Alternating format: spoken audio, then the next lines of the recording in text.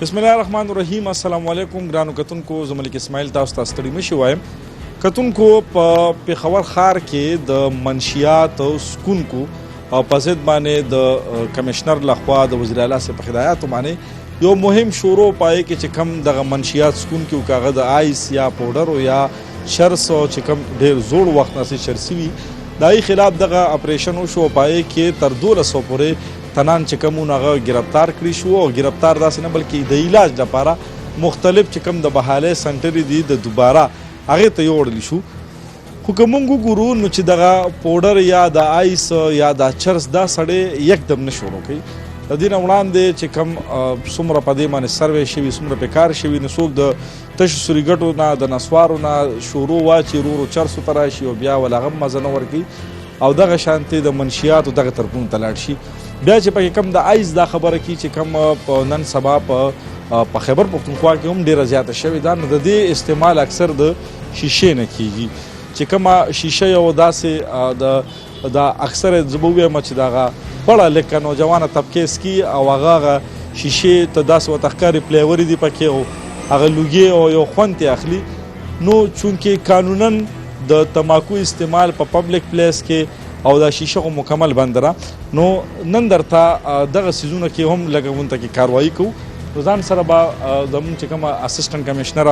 سید زینب نقوی او هغه سره به چې کوم د تماکو مت کې کار کوي چې کوم پروجیکټ کوارډینیټر اجمل شاه نه هغه هم ځان سره وضو یو سو دغه شانتي کې چې کوم یره خورشي وایند سو بیا دغه شانتي د منشیات استعمال نکي مخونه به د خلکو نه خایو ځکه چې زمونږ جرم سره کار دی مجرم او ملزم سره نه سره د عدالت او د پولیسو کار دی زو محمود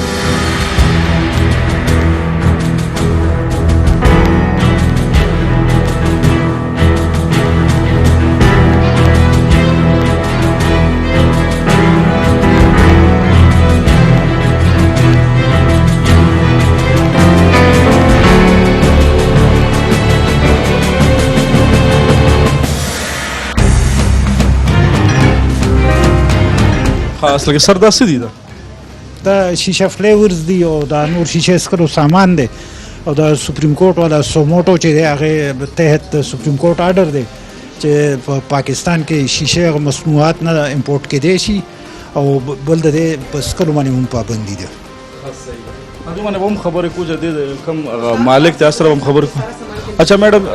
जिस तरह अजमल साहब ने कहा कि सुप्रीम कोर्ट की तरफ से आर्डर है कि शीशा के इस्तेमाल मुकम्मल बैन है तो इसके खिलाफ कौन सी कार्रवाई करेंगे आप? पहले बहुत शुक्रिया। इस तरह है कि हमने सुप्रीम कोर्ट की 2006 में एक सो मोटो लिया गया था जिसमें उन्होंने डायरेक्शन दी थी कि जितने भी प्रोविंसेस हैं उसमें ये इंश्योर कराएं किसी किस्म की भी शीशा की इंपोर्ट और उसका यूज़ प्रोहिबिटेड है। ठीक है, इनको पहले भी वार्निंग्स दी जा चुकी हैं और स्टिल अभी आप चेक करें कि किस तरीके का बार माहौल था। कमिश्नर साहब का डिप्टी कमिश्नर साहब का ये विज़न है कि हमने पेशावर को ड्रग फ्री करना है, लिहाजा उनकी जड़ों को पहले हमने ख़त्म करना है जिससे चीज़ बढ़ती है आगे। ये शीशा हो गया, टोबैको, स्मोकिंग, इसमें आप कह लें ये चर्स वगैरह, ये नस्वार, ये सब चीज़ें जब इनकी आदत इनको पड़ती है तो फिर वो सीवियर चीज़ों की तरफ जाते हैं जैसे कि आपको पता है ओपीएम हो गया, नारकोटिक्स की तरफ फिर जाते हैं। तो लिहाजा हमने ये चीज़ इंश्योर करानी है कि पेशावर में किसी किस्म की भी शीशा बार्स ऑपरेट ना करें, इसलिए हम यहाँ पर हैं। ये सारी चीज़ें हम कन्फिस्केट करेंगे। تاسو د میډم خبره وره دی او تاسو دلته کته شي چې دلته کې مختلف دغه مالک کم تاسو تراشه دا څنګه استعمال دي د موږ لک پوي کوي خو فلیور دی ها فلیور وی څنګه جی دا څنګه تیاری د دې څه دا کیپ کې جوړی جی په کویلا دا پېږي ها او دلته کې بیا خلک دا جی اصل کې دوی خو چې لکه قانونا جرم دی کنه لکه شانت دي خوراتو شي لکه دا تاسو خو بدلته کار کوي کنه دوی دا سپریم کورټ بین کړی چې دا سيزونه بند دي نو دا خو تاسو جوړه کې چینج کوو لګیږي خدای دې خلکو ته وایي ورو دا شی به موږ دا غواړو 2016 کې دا بند کړی دا خو چې ټول ځینو کې دی هغه زموږ نه دي मैडम ये तो कह रहे हैं कि ये अकेले हम नहीं कर रहे हैं ना, ये तो बहुत से इधर पेशावर में बहुत से और लोग भी है जो ये काम कर रहे हैं। ये भी कह रहे हैं कि हम इसको आहिस्ता आहिस्ता तब्दील के पर लोगों की डिमांड है इधर इस तरह कि एक गलत चीज़ दूसरी गलत चीज़ को जस्टिफाई नहीं करती है। ठीक है, हमने इनको पहले भी वार्निंग दी थी कि अपना बिजनेस चेंज करें। अभी 5 बज रहे हैं एक तरह से 5:30 o'clock, ठीक है। मैंने इनको वार्निंग, अगर 5:30 पे ऐसा माहौल है बाहर, तो आप सोचें कि रात के 10 बजे यहाँ पे कितने बच्चे अंडर 18 आते होंगे और उन बेचारों की जो फैमिलीज़ हैं कितनी डिस्टर्ब होंगी इस हवाले से।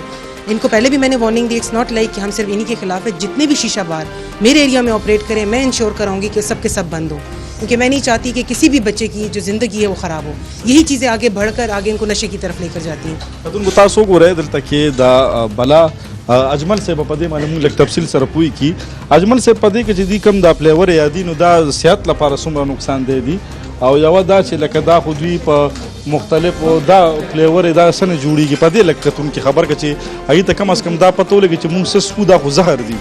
پوری دی کې ټوبیکو دی او ټوبیکو چې دی د کله چې وبونه تیر شي کنه جی نو د هزارت سیوا چې دی نو ډینجرس شي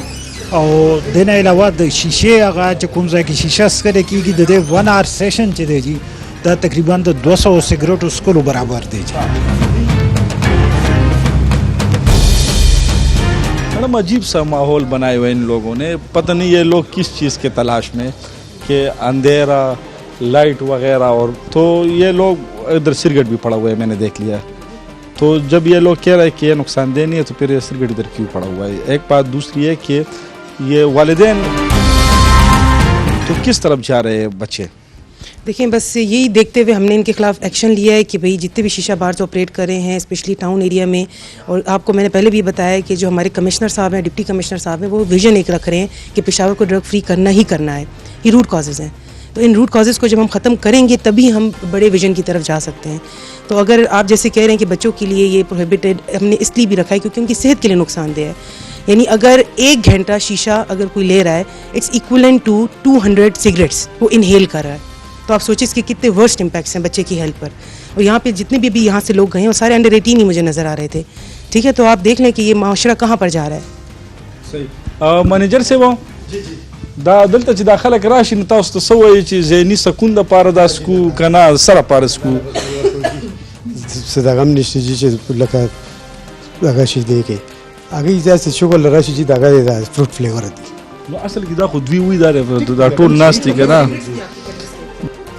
او کستا ماشوم مثال په تور دلته راځي او شیشه سکی او یا داسې پلار خو یې کنه بالکل زما څلور بچی مال خو دی هغه راځي ته شیشه کار کوي چې ما سره ټول کار کوي شیشه سکی کنه شیشه نه چې دغه دی دا فروټ فلیور دی نو دی چې فروټ فلیور دی ای کی وی چې تماکو یې پکې کنه تماکو ته سر خو فروټ والا دی کنه نو فروټ ولې نه خوري چې فلیور یې پکې سر دا وسه ته دغه دی دا دومره لوګي چې ودلته کې لوګي دوم د دې فروټ فلیور کله که فروټ ته اور بل کړي فلیور دی کنه سر نه سې سیریز درته منګوره د مسلمان په اساس خبرو کو ستا ماشومان کله ته شیشه ته کې نه سره فلیور ځان ته کې غوته به ومني و به پرې به دی ورته کنه ته ورته چې لګا دا مکو دا څه میرے جن اوس دیکھ اوس وینا نه ستا خو ګناه خو نه ده کنه خو لکه غیر راځي دلته غواړي خو لکه ته خپل ماشومان پرې دی ورته نو بس چې راځي نو راځي ستا ماشومان نو خپل وې مکرې چې دا فروټ دی کنه چې دا اوس دا خپل ماشومان منس کې شیشه کم نه وې چې راځي نو چې سکینو دا فروټ فلیور شی غلط ته کټیک ته دار بس چې میډم وی غلط دي نو ساګي چې میډم وی چې بار نور دی نو ته منی چې باران وریږي خیر دی جی وسو سره نه کنه شی غلط ته خپل ماشومان نه پرې دی लगा मैंने मैडम इससे पूछा अगर आपका छोटे बच्चे इधर आके शीशा पी ले तो आप उसको बर्दाश्त कर लेंगे तो वो कह रहे हैं कि वो लोग आ रहे तो हम क्या करें सर माशुमान माशुमान मतलब अतल मैं आपको बताता हूँ किसी भी चाहे पब्लिक प्लेस के द स्मोकिंग इजाज़त बिल्कुल नहीं था और दा यो पब्लिक प्लेस थे जैसा कि माशुमान खाजादा सरा या मशरान कसान गतले रातले शी जी द पब्लिक प्लेस थे और पब्लिक प्लेस डिफिनीशन के prohibition of smoking and protection of non smoker health ordinance 2002 तहत अगर आप पब्लिक प्लेस के सेक्शन 5 के टुबैको यूज नशी के दे माशुमान मतलब दा چې اتل سکالو نه عمر کمی سی ویا په ماشومانو کې راځي نه پریدو سر او سړیم نشي کتون کو تاسو وکتل چې کم دلته کې ټوبیکو والا یا اسسٹنٹ کمشنر د دینه چې کم سامانو د ټوبیکو هغه ته واغستلو मैडम आप का चाह रहे किसी और जगह वो अभी हम लोग सीक्रेट रखेंगे और सरप्राइज उधर भी देंगे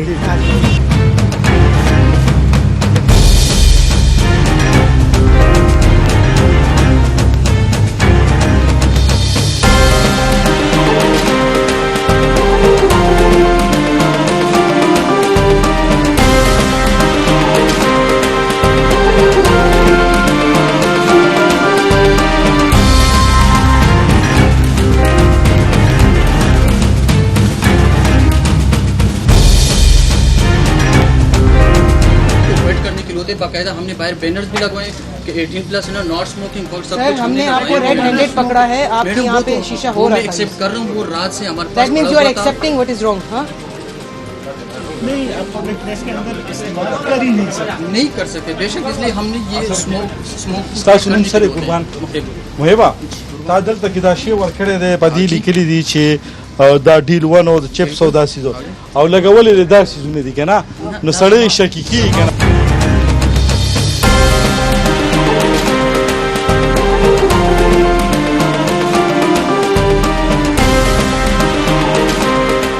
کتونکو دا تاسو ته را کمره ښکاري دا ایسي لګېدلی دی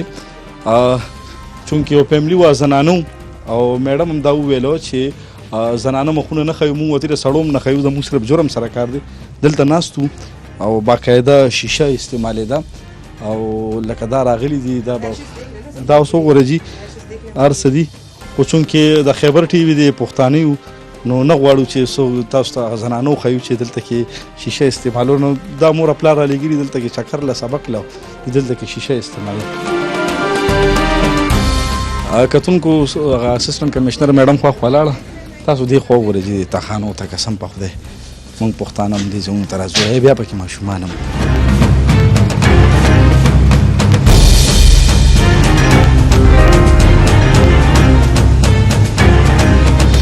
کتونکو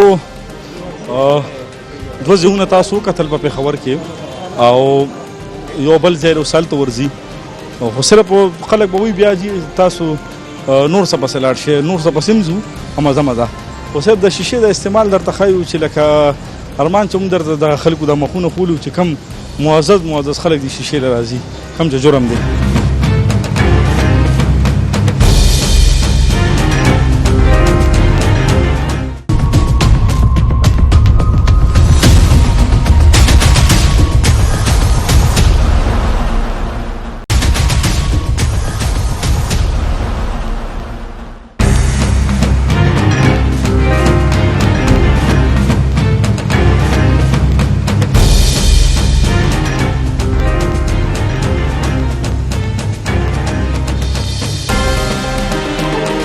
کتونکو دا ځای چې کوم نو دا دوی کلو کو دی بند کړی چونکې یخ هم دی ځکه چې ایسي لګېدلی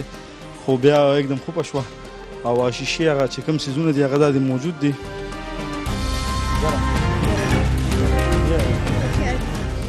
هغه څیز پې پروت دی او دلته په ټیبل باندې هم تاسو وګورئ جي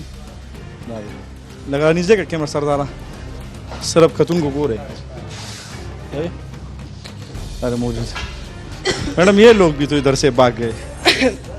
मुझे इधर सांस भी नहीं आ रही, वो इतने फ्यूम्स हैं यहाँ पर भाग गए। लेकिन हमारा इस वक्त मकसद ये कि हम ये जो सामान है कन्फिस्केट कर, आप देखिए कितनी भारी तादाद के अंदर शीशे से रिलेटेड जो स्टफ़ है वो मौजूद है और इनको इतला चूँकि मिल चुकी थी ऑलरेडी, हमने 2 जगह पे रेड किया तो इन्होंने छुपा दिया था अंदर सारा दरवाज़ा भी इन्होंने बंद किया हुआ था। और आप ये देखिए यहाँ पे सारी एशेस पड़ी हुई हैं तो इट शोज़ के यहाँ पे क्या एक्टिविटी हो रही थी। ठीक है, so we are on it जी। کم سټوډنټان وي یا دا کم تکړه هلکان وي پیسې ورسره لږې ډېرې وي د مور پلار نه ولږ خلک ډېرې ورکړي یا پہ میرے خیال میں میڈم وہ لوگ آ رہے ہیں جس کو امی ابو پیسے زیادہ دیتے ہیں مگر میں تو ادھر نہیں آ سکتا کیونکہ 1000-1200 کا یہ ہوگا تو میں تو نہیں آ سکتا نہیں، پیرنٹس کی ذمہ داری ہے کہ اگر وہ بچوں کو پیسے دے رہے ہیں تو ان سے اس کا پرپس ضرور پوچھیں۔ ٹھیک ہے، یعنی اگر ایک بچے کی ضرورت 1000 روپے ہے اور وہ 2000 مانگتا ہے تو پیرنٹس جو ہیں وہیں پر ان سے پوچھیں کہ آپ کی تو ضرورت 1000 آپ 2000 مانگ رہے ہیں تو دیر مسٹ بی سم تھنگ رانگ۔ ٹھیک ہے، کچھ نہ کچھ تو مسئلہ ہے، تو تھوڑی پیرنٹس کی بھی ذمہ داری ہے اور ایز اے ڈسٹرکٹ ایڈمنسٹریشن ہمارا یہ رول ہے کہ جو چیزیں بھی پروہیبٹڈ ہے ہم انشور کریں کہ ہم اس کو مارکیٹ سے ریموو کروائیں۔ کتونکو تاسو ته زه ښیم چې دا څنګه چلی یو سیز پریکټیکلی کوم تاسو وګورئ دا وګورئ جي دا چیلم جوړ چیلم ها دا چیلم جوړ دې کې لاندې اوبه یا دې کې د اوبه چي او دې کې پیسټ جوړ کړی هغه کې فلیوري لږ شانتې ځان پوهېږي دې کې اوبه اوبه اوبو نه تیر شي هغه دا اوبه دې کې دننه ساشي دي دې کې د پیسټ تیارېږي هغې کې تمباکو ومي هغې کې فلیوري اچھا دا ماشومان سکي که نه نو هغې ته د مطلب د یو فروټ هغه فلیور دي مهرباني سر مهرباني کتونکو دا وګورئ جي دا هغه فلیور دي چې دا دوی دلته کې اوبه واچي بیا په دې ځای کې دا فلیور کېږي بیا دا څه شو شي دا دی نو په دې باندې بیا دا راکاږي او بیا داسې سو ته دې ماحول ته وګورئ جی او دا خو بلا پیله مو دلته بیا دلته کتونکو دلته راشي او داسې کینی خپه په بله واړئ مخې د شیشه پرتې جي هغه سکي او ملکی معیشت باندې خبرې کوي د ملک په سیاست خبرې کوي او بل څوک او دغه ګیلاسونه ورغه زم ځان ته ماحول لږ جوړو دا دې کې جي داسې سګرټې راګوري دې کې وسه کولډ ډرنک کی دغه شیشې او دلته کې ماحول جوړ کړي اور بات یہ نا صفائی اور موزرسیات تو ایک چیز ہے ہی لیکن یہ گندگی کس کس کے منہ سے یہ لگا ہوگا اس میں ہو سکتا ہے کوئی بیمار بندہ آ جائے نا ابھی جو یہ منشیات کے خلاف یہ کارروائی ہو رہی تھی ہم نے اس میں دیکھا کہ 20% تھے کہ 30% لوگوں کو HIV تھا اس طرح ہیپیٹائٹس تھا نا وہ بیماری والے لوگ بھی سیگریگیشن میں رکھا ہوا ہے جتنے بھی ریہاب سینٹرز ہیں جن کو بھی HIV ہے یا جو مسلینیس بیماریوں کا شکار ہے تو ان کو ہم نے سیپریٹ سیگریگیشن آپ لوگوں نے ڈھونڈ لیا نا جو نہیں ڈھونڈے وہ بہت سے لوگ ادھر ہوں گے جس کو یہ بیماریاں ہوگی مختلف اور یہ کی چیز یہ استعمال کریں آپ دیکھ لیں ذرا یہ اس کا آپ ذرا اس طرف کر دیں آپ لک ایٹ دس کہ یہاں پہ کتنا زیادہ سامان ہم نے یہاں سے پکڑا ہے اور انہوں نے ہمارے آنے سے پہلے جو ہے ان کو نیوز مل گئی تھی 2 جگہ ہم نے ریڈ کیا انہوں نے چھپا دیا اندر سارا تو بس ہماری کوشش یہی ہے کہ جو ایک ڈرگ فری پشاور ویژن ہے کمشنر صاحب کا ہم اس کے لیے بس دن رات محنت کر رہے ہیں یہی ہمارا مشن اور میڈم اس میں ایک اور جذبہ بھی ہونی چاہیے نا چونکہ ضلعی انتظامیہ یا کمشنر صاحب تو بہت اچھا کام کرتے کبھی منشیات والوں کے خلاف ابھی یہ پیٹرول والوں کی مہم بھی شروع ہے لیکن بحیثیت مسلمان بحیثیت انسان یا بحیثیت شہری ہم سب لوگوں کا فرض بنتا ہے کہ اس قسم کے کام کی روک تھام کریں دیکھیں ایک انسان کو بچانا پوری انسانیت کو بچانا ہے ٹھیک ہے جو ہم نے ڈرگ فری پشاور پروگرام کمشنر صاحب نے ڈی صاحب نے شروع کیا اس کے پیچھے مقصد یہ تھا کہ وہ ایک بندہ نہیں ہے ایک خاندان ہے ٹھیک ہے جب ایک خاندان افیکٹ ہوگا تو کس طرح متاثر ہوگا اب یہی بچے یہاں پر آتے ہیں یہ چیزیں یوز کرتے ہیں تو پیرنٹس سے ڈیمانڈ کرتے ہوں گے اب کوئی غریب طبقے سے ہوگا کوئی امیر طبقے سے ہوگا تو ان کی ڈیمانڈس کیسے پوری کریں گے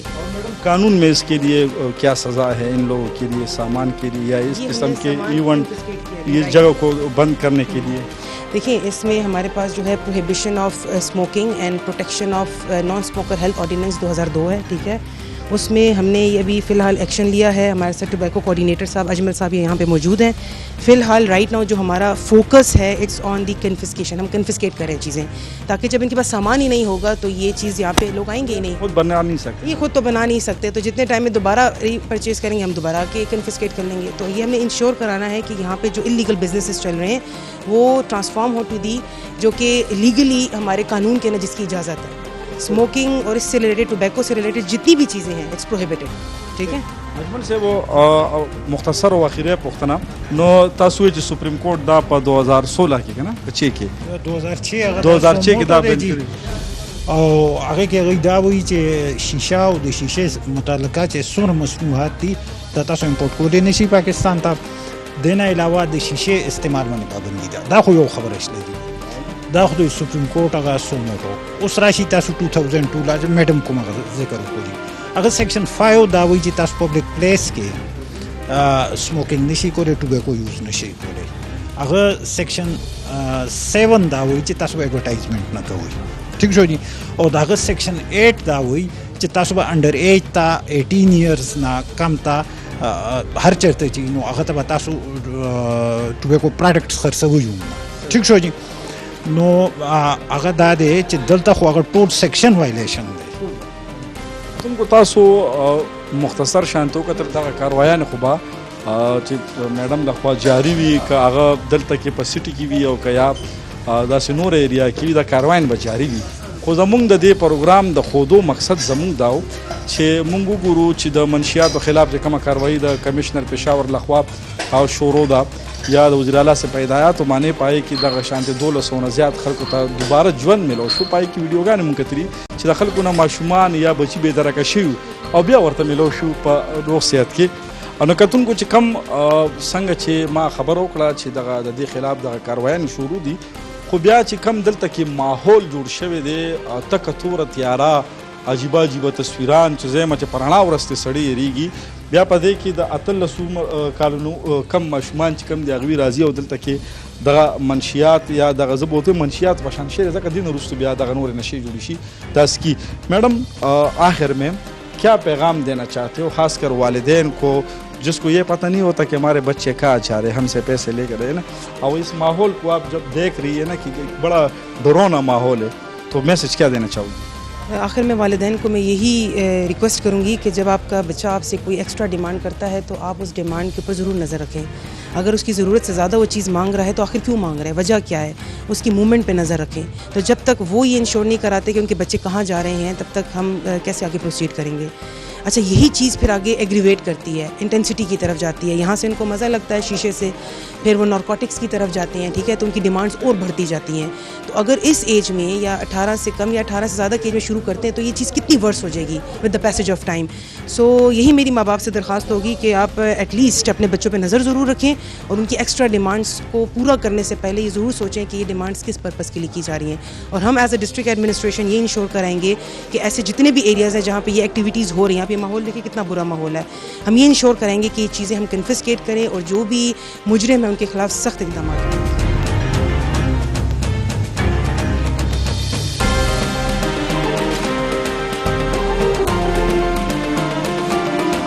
आखिर کې بس یو خبر وکم، اکثر دا ځینې خلک په مونږ باندې په ما باندې ماته وایي چې ته غریب سړي پسې ځې، نو دا خو اوس ټیک ټاک سم سړي مې راته راټینګ کړو. زمونږ مقصد دا دی چې د کم څیز نه معاشرې ته نقصان رسي، که هغه منشیات دي، که هغه مثال په طور د پوډ مونږ چاپې وکړو چې کم خوراکي څیزونه دي، نو مونږ صرف تاسو ته هغه جرم ښایو، صرف جرم. مجرم سره زموږ کار نشته، مجرم سره کار د عدالت دی، د انتظامیې دی، د پولیسو دی. اوس دلته کې هم چونکې دا بند و په نور ځای کې زنانه مو، دې نه علاوه هلکانه مو، نو موږ نه د هغوی مخونه ښودله، ځکه تاسو ته موږ د یو مخ ښایو، سبا دغه هلک توبه وباسي، نو موږ ته به خیرې کړي چې هلکه ستا د لاس موږ بدنام شوي. نو صرف موږ درته جرم ښایو چې د زیاتره خلکو والدینو ماشومان په دې کیپو کې د شپې ناست دي، د ورځې ناست دي، د مازدیګرې ناست دي، په دې کیپو کې دې ماحول ته وګورئ مړه. نو چې زه وایم چې زه په خپله باندې چې خبره 13 کاله مې عمر دی دلته چې زه رالم ویرېدم چې دا لا څنګه ماحول دی، په دې کې دا کم عمره ماشومان ناست دي، دغه ځای کې به د ځینو ګټو د پیسو دپاره ورته هغه منیجران ناست دي، هغوی به یې پرې خرڅوي او دا د ماشومان سکي، دغه کمزوري هلکان سکي، شیشه وسکي، بیا پکې ورو ورو چرس واچي، د چرسو نه وروره بیا مزه نه کړي، بیا پکې آیس، بیا پکې وروره پوډر ته وړي، بیا دغه ځای کې په لارو کوڅو کې خوار وزار پراته وي. نو کم از کم والدین په آخره کې بیا لږ سوچ وکړي زموږ ماشومان چېرته ځي، دا پیسې موږ نه ولې زیاتې غواړي. نو صرف دغه مې درته یو 2-3 کاروایان وښودلې او نور بس کار دی کوو بې د خپلې حصې کې خلک هر څه وایي، خو زموږ صرف د والدینو ته یا د جرمونو ته دا به ښایو، مجرمان که هر څه وي خو دا به درته ښایو. ما ملک اسماعیل اجازت ورکړې، سره د کیمرامین سردار علی یوسفزی، د لوی الله په امان.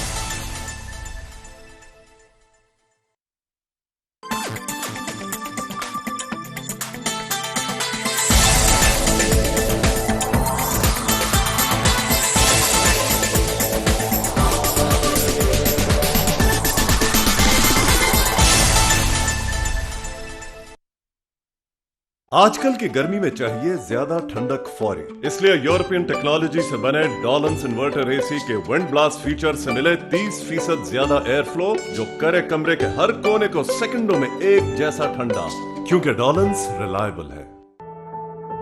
जब 2020 के अंदर कोविड का पहला पेशेंट कराची में आया तो उस वक्त हुकूमत सिंध ने इस सूरत हाल को समझते हुए फौरी तौर पर अपने बड़े अस्पतालों में कोविड के डेडिकेटेड यूनिट कायम किए। इस सिलसिले में वज़ीर आला सिंध जनाब सैयद मुराद अली शाह साहब और वज़ीर सेहत मोहतरमा अज़ा पीछू साहिबा ने इस जगह का इंतखाब किया जहाँ पर कि आज सिंध इन्फेक्शस डिजीज़ हॉस्पिटल कायम है, जहाँ जदीद तरीन सहूलतें हमारे पास मौजूद हैं। तो उन सहूलतों के से इस्तेफादा करने के लिए दूसरे सूबों से भी मरीज़ आते हैं, क्योंकि उन लोगों को तमाम तक ये बात उनके इल्म में है कि यहाँ पर जो सहूलतें मौजूद हैं पाकिस्तान के किसी दूसरे सूबे में वो सहूलतें मौजूद नहीं हैं। और इस सिलसिले में हुकूमत सिंध हमें मुकम्मल तौर पर तमाम फाइनेंसेस, तमाम पैसे जो है वो प्रोवाइड कर रही है और किसी मरीज से किसी सिलसिले में कोई भी मुआवजा नहीं लिया जाता। खिदमत में सबसे आगे सिंध।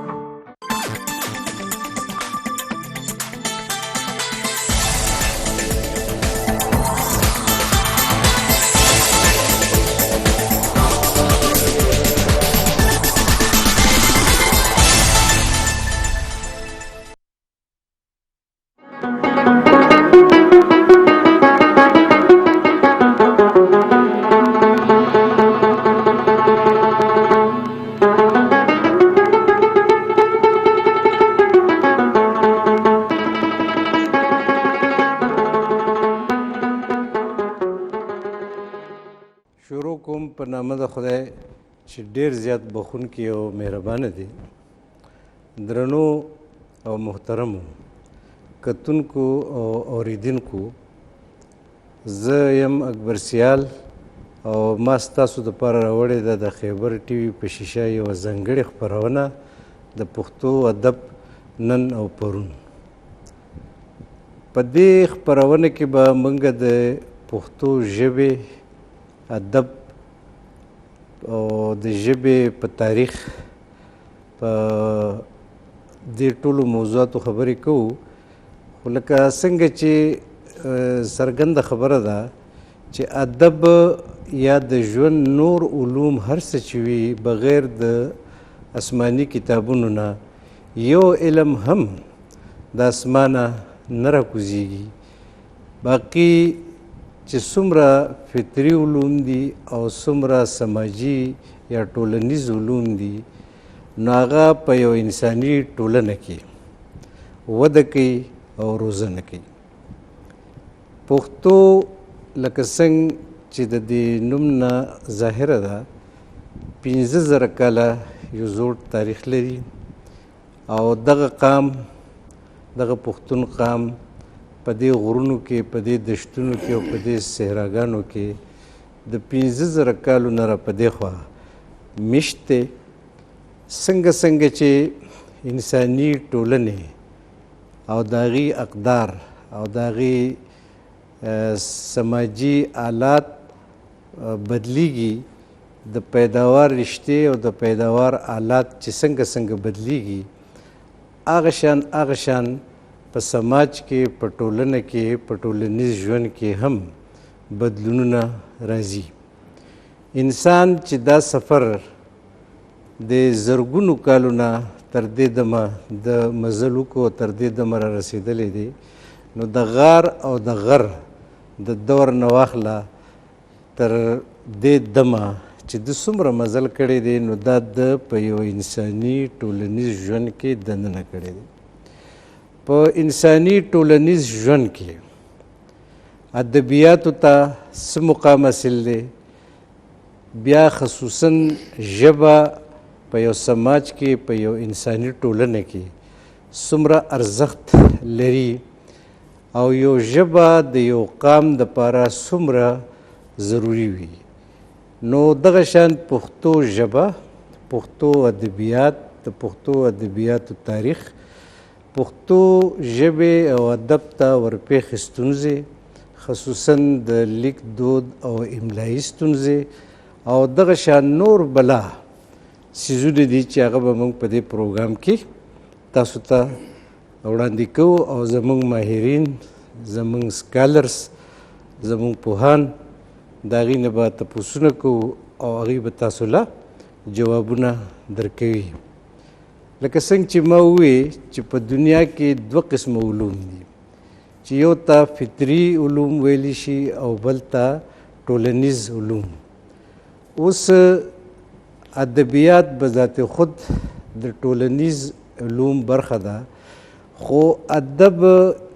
داسې یو مضمون دی چې دا هم د فطري علومو احاطه کوي او هم د سماجي علومو. لکه یو ډاکټر چې وي نو هغه صرف د وجود یا د بدن پورې محدود وي او هغه ته دا پته وي چې په دې وجود کې دننه څه مسله ده، څه بیماري ده. دغه شان ادب چې دی نو هغه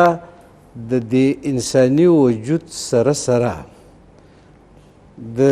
انساني سماج په هر ستونزه په هر مسله که هغه اقتصادي وي که سماجي وي او که سیاسي وي ادب دا ټول موضوعات په خپله لمن کې رانغاړي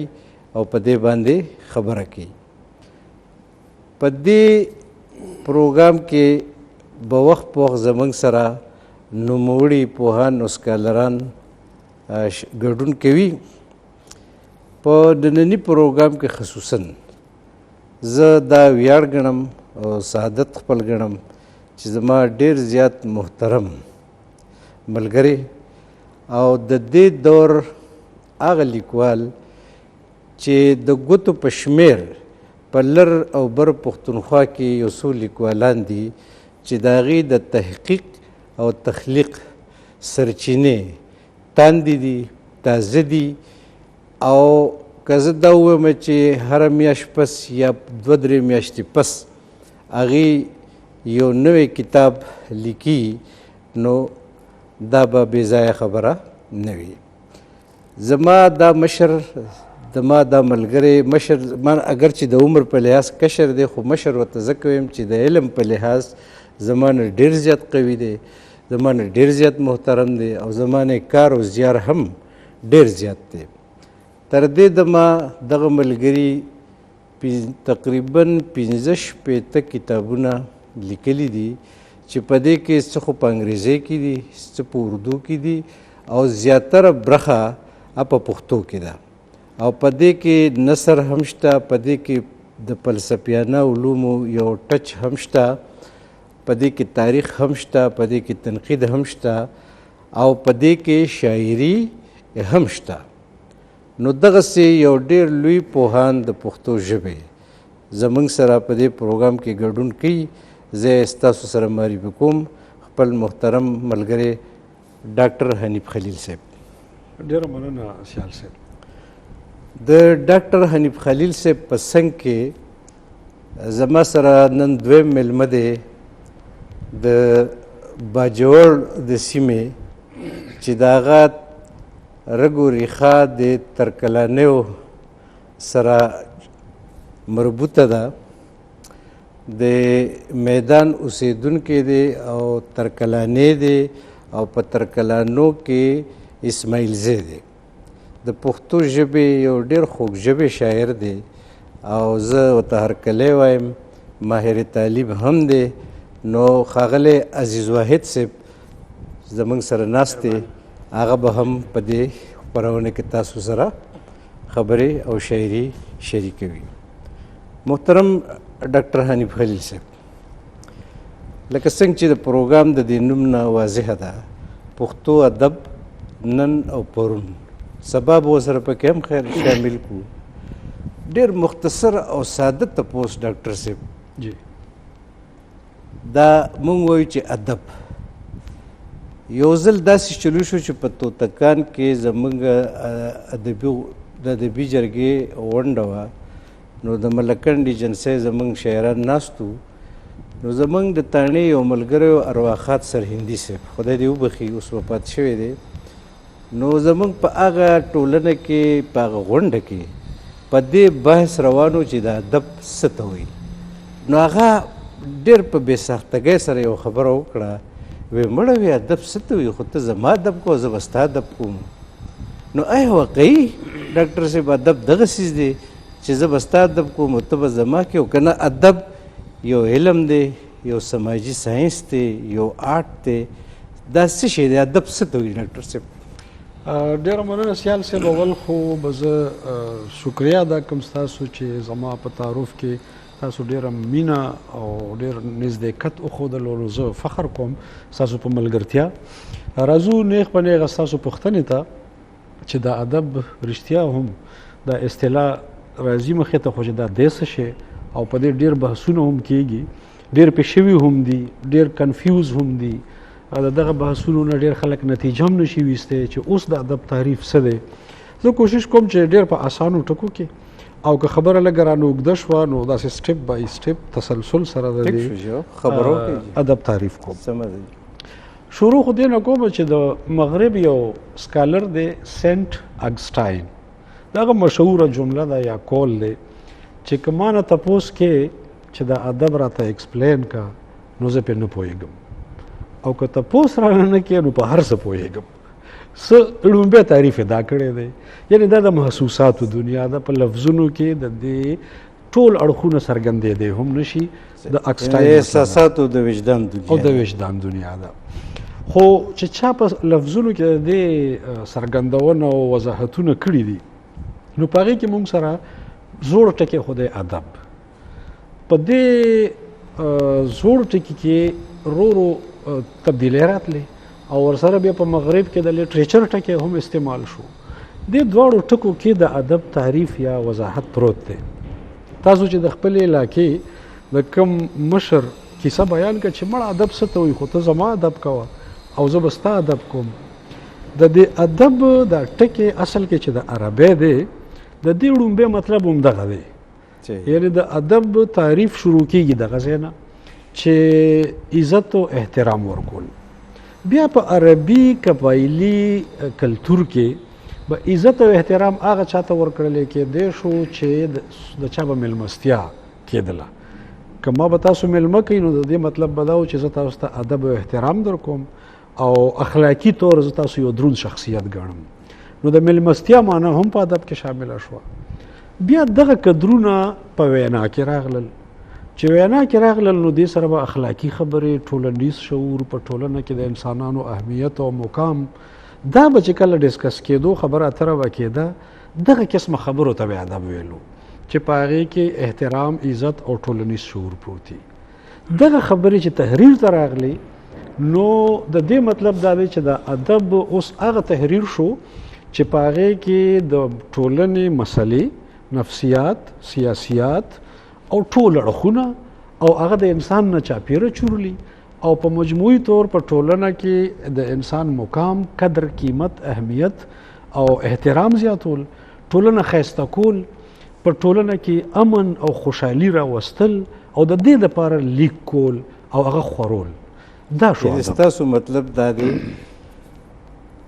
چې که په بازارونو کې، په میلو کې، په کلو کې، په پولو پټو کې، کارخانو کې دا په کروڑونو خلک ژوند کوي، نو دا خلک ژوند هم کوي او د ژوند سره سره خبرې هم کوي. بالکل. او بیا د دې خلکو خپل خوبونه هم وي. جی. نو آیا ډاکټر صاحب هر هغه انسان چې د شاعر یا ادیب نه وي نو د ده د خبرې او د ده د خوبونه دا چې څوک پکچرایز کوي یا څوک یې قلمبند کوي نو په دغه عامو وګړو او په دې لیکوال کې